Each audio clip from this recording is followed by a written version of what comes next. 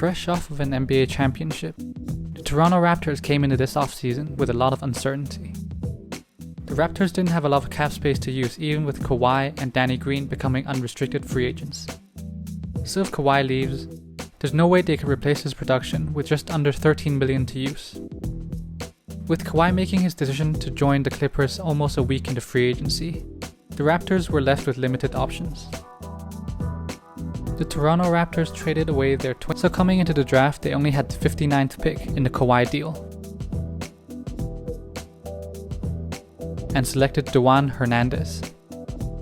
This late into the draft, teams are just trying to find a player who they can groom, possibly become their 10th or 11th man someday. Hernandez is a typical energy big and scores off putbacks and rolling to the rim. After being suspended last season, there are rumors that he added a 3-point shot to his game as well. Defensively, he's quick enough to switch onto the perimeter and a solid help defender at the rim despite his small wingspan.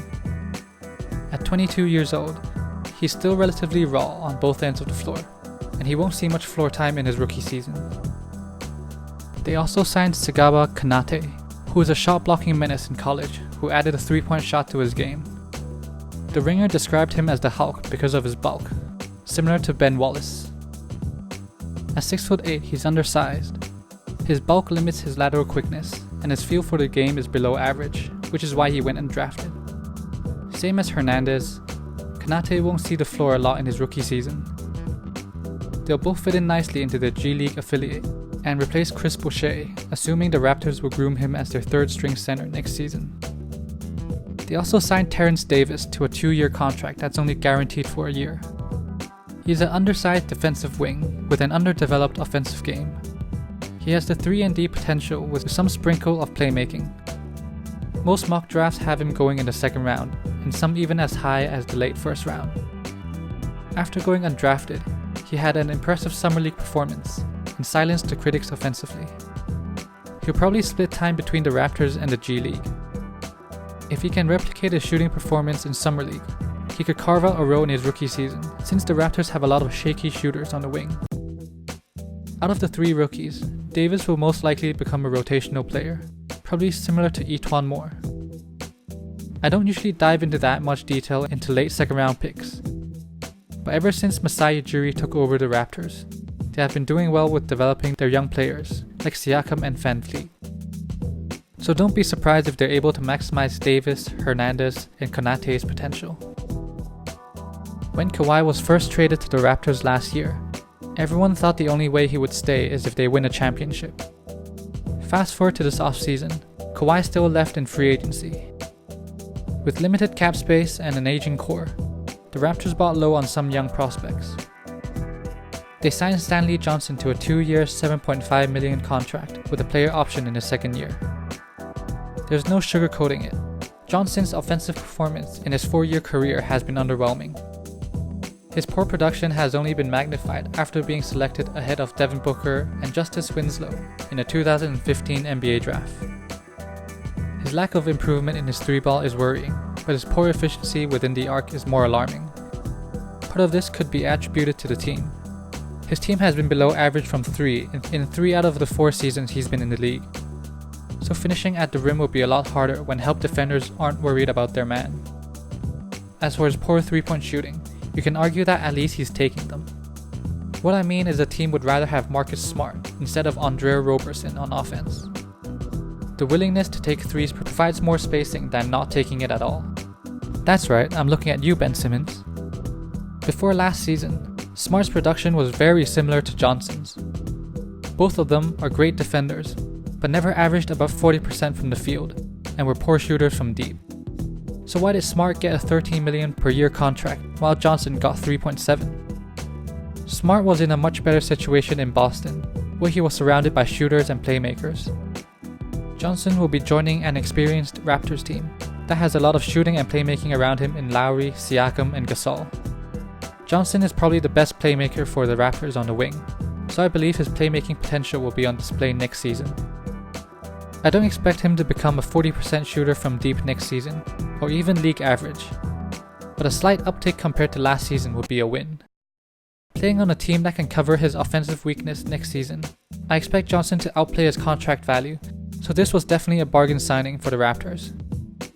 But if he does, he'll probably opt out of his player option and look for a pay raise. Luckily, the Raptors do have a ton of cap space next offseason. Their second buy low candidate was Hollis-Jefferson. He's only one season removed from averaging around 14 points, 7 rebounds, and 3 assists while shooting 47% from the field and 24% from deep. He was able to put up those numbers when the Nets were feeding him the ball at the mid-post area, where he is the most effective. But last season, the Nets ran their offense through D'Lo and had limited spacing with Jarrett Allen and Ed Davis manning the center position, so Hollis-Jefferson's minutes were cut down. He reminds me of Thaddeus Young, an undersized power forward with limited range, but a very switchable defender.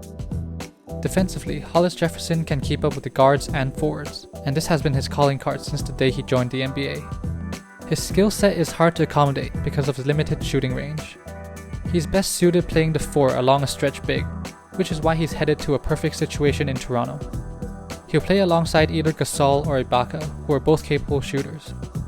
I'd expect Hollis-Jefferson to bounce back next year and be a productive backup to Siakam.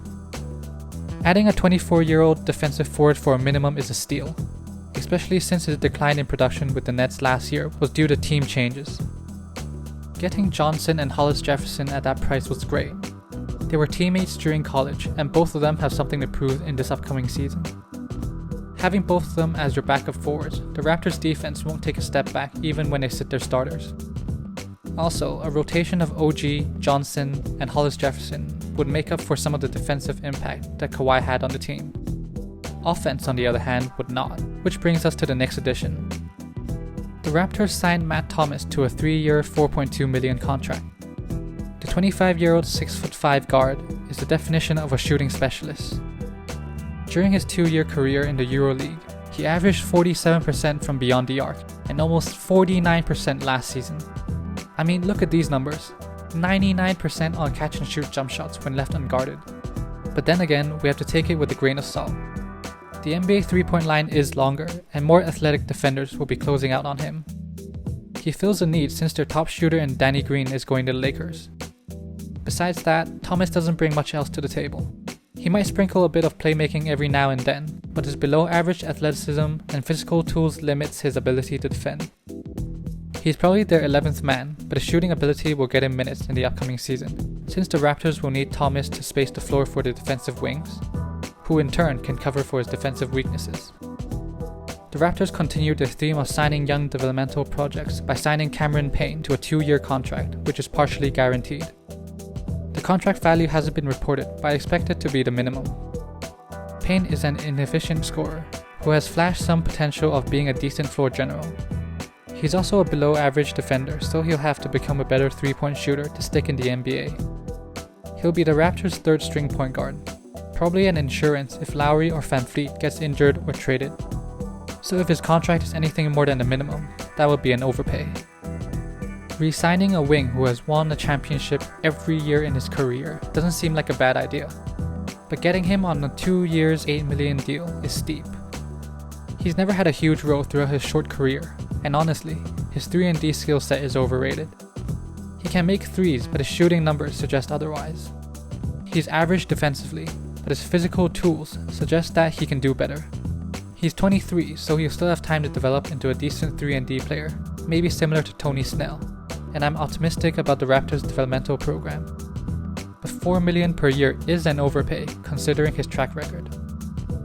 With Kawhi gone, everyone knows the Raptors are now a tier below championship contenders. Even Masai Ujiri knows that, which is why he targeted buy low candidates in free agency with their limited cap space. Even though the Raptors said they won't trade Lowry, Gasol, and Ibaka, Ujiri is just giving himself more time to evaluate this roster. If they were going to repeat, they would have used some of that cap space to get proven veterans like Sefolosha or Shumpert. But Ujiri smartly chose a different route instead of a 1st or 2nd round playoff exit. In a time period where NBA teams value cap space the most, Ujiri wasn't going to get much value by trading Lowry, Gasol, and Ibaka in the offseason. Teams weren't going to use their cap space to add an aging veteran when there are better or cheaper options in the free agency. Instead, I assume he'll use last year's trade deadline as a blueprint, The 76ers added Tobias Harris, the Bucks added Mirotic, and the Raptors added Marc Gasol at the trade deadline last season. With the NBA championship race as wide open as it has been for the past few years, teams will be gearing up at this year's trade deadline. Maybe the Lakers want to upgrade the point guard position and try and get Lowry, or the huge lineup doesn't work and Philly's looking for a point guard. Bigs who can defend the rim and stretch the floor are rare in the NBA, so contenders will be calling about Gasol and Ibaka by the trade deadline. The jury does run the risk of losing them for nothing in next year's free agency or through a mid-season buyout. But his veterans aren't just shooting specialists that contenders trade for every year. They're NBA starter level talent, so I'm sure there's a market for them. Here is the summary of their offseason moves. I would give the Raptors offseason a B-. Whenever you lose your two best wing players, it has to be an L. With limited cap flexibility, they did well by targeting young prospects instead of signing aging veterans for a desperate contention attempt. They shored up their defense and will be contending for a low-seeded playoff spot if they don't blow it up before the trade deadline. The Raptors are in great hands, since Masai Ujiri is a wizard, and they probably evaluate whether Siakam can replace the superstar void that Kawhi left behind. If not, I expect their veterans to be traded by February and expedite the rebuild that Ujiri wanted ever since he joined the Raptors. Here is their depth chart for the upcoming season. They'll probably start Lowry, Powell, Anunoby, Siakam, and Gasol. This reminds me of the very well-rounded 60-wins Hawks team without a superstar in the 2014-15 season. But I think Ujiri will think long-term instead of one decent season and trade their veterans. Please comment down below on what you think of the Raptors offseason. If you enjoyed the content, please like and subscribe, as I'll be analyzing how the other NBA teams did this offseason.